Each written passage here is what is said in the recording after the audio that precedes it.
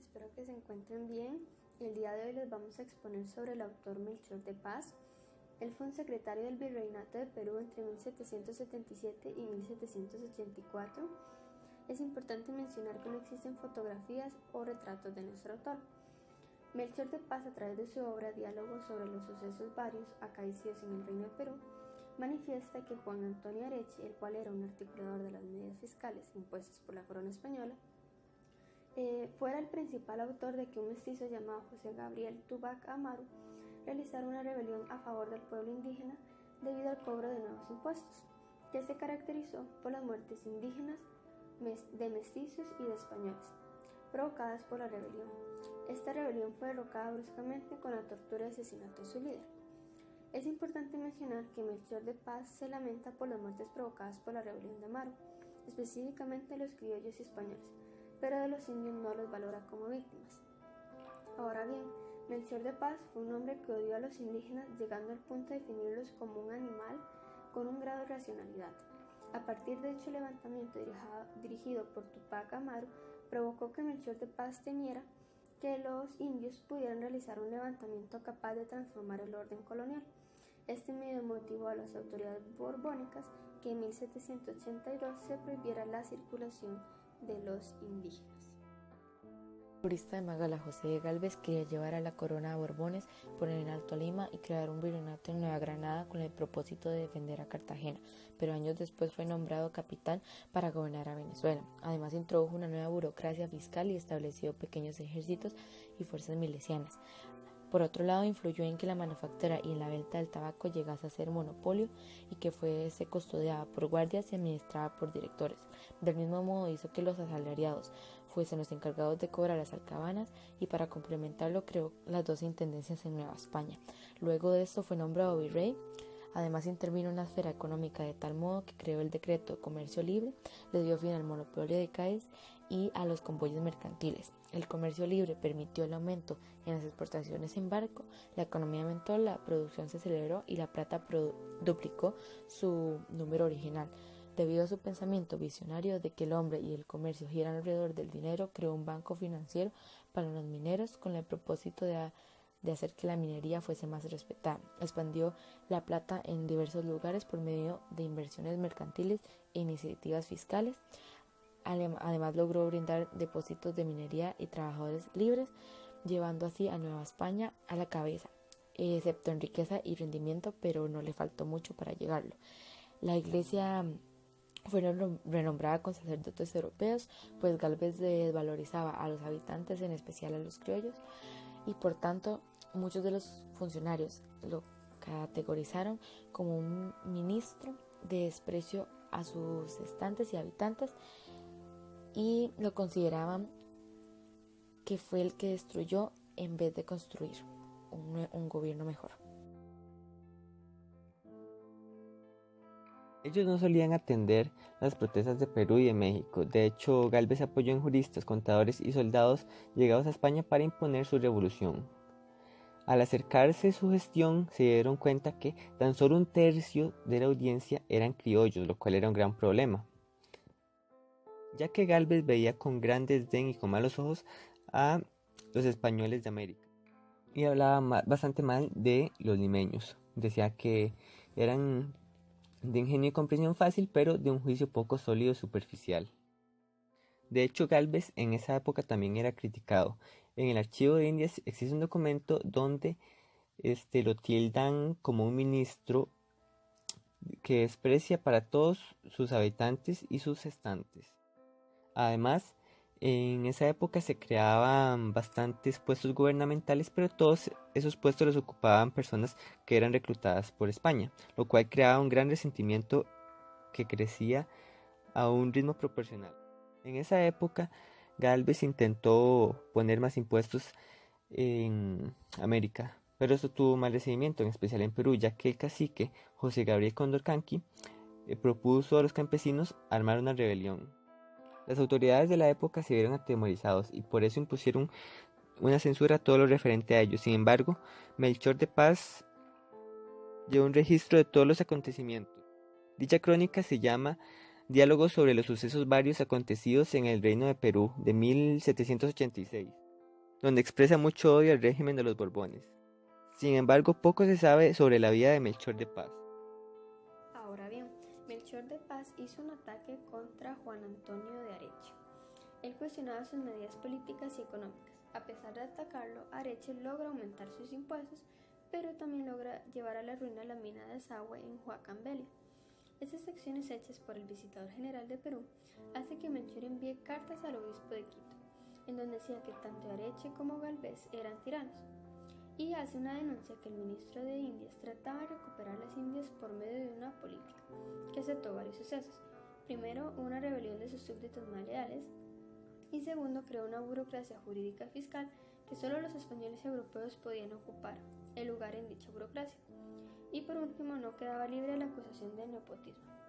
Es importante recalcar que este nuevo régimen es en el cual Melchor basa su argumento central, es decir, que la principal causa de la rebelión de Tupac pues fueron las medidas impuestas por Areche. Para su argumento, Melchor examinó los acontecimientos anteriores. Primero estudió la revuelta de 1730 en Cochabamba y los motines de Arequipa. Para confirmar aún más, Paz primero realizó una búsqueda en Quito y luego en Bogotá. Los documentos citados muestran que, si bien la alianza empresarial anteriormente recaudaba alcabala de artículos de lujo importados de Europa, de acuerdo con el sistema actual, casi todos los productos ahora son sujetos al impuesto. Tanto los indígenas como los españoles tuvieron que pagar el precio, pero en este caso los disturbios se convirtieron en un movimiento generalizado entre los comuneros. Decidieron ir a Bogotá, la capital del gobernador, en el programa Ayuda Viva, Viva el Rey y el Rey a Morir. Mal gobierno. En la rebelión inicial de criollos y mestizos también participaron indígenas y algunos de ellos declararon a Tupac Amaru como líder. Dado que en el virreinato había poca o ninguna tropa que hiciera frente a cerca de 20.000 rebeldes, el arzobispo de Bogotá, Antonio Caballero y Góngora, se puso al frente de quienes trataban de negociar un acuerdo con los comuneros y firmó las capitulaciones de Zipaquirá, según las cuales se cancelaban todas las nuevas exacciones fiscales. El odio que inspiraba a los rebeldes puede observarse también en su demanda del nombramiento de nacionales de América a los puestos de gobierno, ya que, según afirmaban, los europeos despreciaban a los americanos creyendo que eran sus inferiores criados. Cuando el arzobispo firmó la carta de rendición y prometió perdonar a todos los rebeldes que regresaran a casa, la revolución terminó y las élites progresistas criollas lograron así sus objetivos. Aunque Paz intentó poner la rebelión de Tupac Amaru en el contexto de una reacción generalizada en todo el imperio, también insertó un memorándum sobre el sector empresarial y señaló que las críticas al sistema actual se remontan al siglo XVII y en particular se basan en un extenso memorial escrito en 1778 por el contador criollo de la audiencia Miguel Feijóo de Sosa. Los magistrados llamados ladrones y tiranos saquearon a los aborígenes y distorsionaron su poder como magistrados. Además, desde que el sistema lo adquirió en 1751, ha creído plenamente en la cautela de esta medida, pues en la parte final e inconclusa de su obra intercalaba un diálogo cuyo principal impulso era apoyar la restauración de una forma que no se monopolice el suministro de mulas y textiles para el hogar a los indios, porque si no hay tal distribución es probable que regresen a un nivel simple de supervivencia o, como él dijo, de ocio. La sagacidad de Paz, al entender esta mentalidad, se demuestra cuando atribuye el origen del nuevo régimen al proyecto del gobierno económico de América, con el fin de copiar los capítulos donde el ministro pidió la visitación general de las intendencias y los monopolios de tabaco y el aguardiente. Asimismo, notó la comparación de las islas azucareras del Caribe, la insistencia de Capillo en que el tesoro de las Indias era su población natural que tenía que ser liberada de la tiranía de los corregidores, obtuvo una resonancia irónica. El objetivo de la revolución borbónica era fortalecer la monarquía, promoción de las exportaciones de América, obteniendo más ganancias. En 3 pasajes separados en los cuales se presentan personajes inventados para la denigración de los indios, además de mencionar como una enciclopedia de los males y estar consumido por el odio hacia los españoles. En uno de los capítulos empieza con una pregunta: ¿qué es un indio? Él menciona que es el más ínfimo grado de animal racial, además de citar a un amigo, Juan Bautista, el cual menciona que desea castigar a los indios por el ataque a los criollos, quitándoles sus tierras y haciéndolos que trabajen en las fincas españolas. Esto se haría teniendo soldados en cada provincia y destruyendo las leyes indias.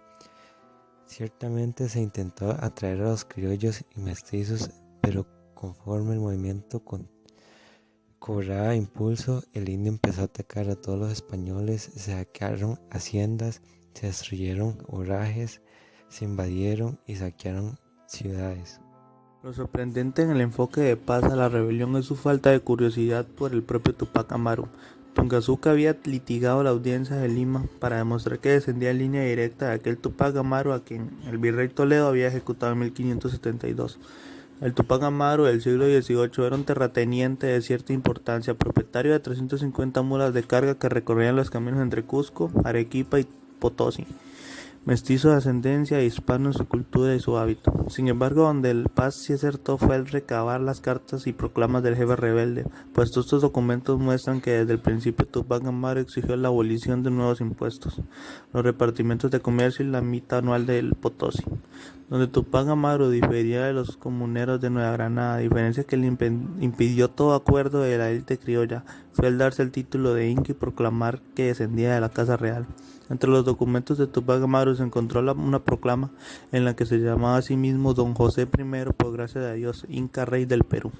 Si Paz mostró poca comprensión por las quejas de los indios, sin embargo describió la ejecución de Tupac Amaru y su familia, y su descripción constituyó una condenación virtual de todo su proceso, pues Areche ordenó, para empezar, que el jefe rebelde fuera torturado dislocándole los miembros, y luego hizo que le llevaran a la plaza de Cusco para ver cómo mataban a su mujer y a su hijo mayor después de cortarles la lengua. Supuestamente tomada esta declaración de testimonios presenciales, Paz achacó claramente a Areche el causar la rebelión e implícitamente exoneró a Tupac Amaru, siendo la heroica dignidad con el que el Inca toleró sus sufrimientos otra prueba más de su carácter patriótico.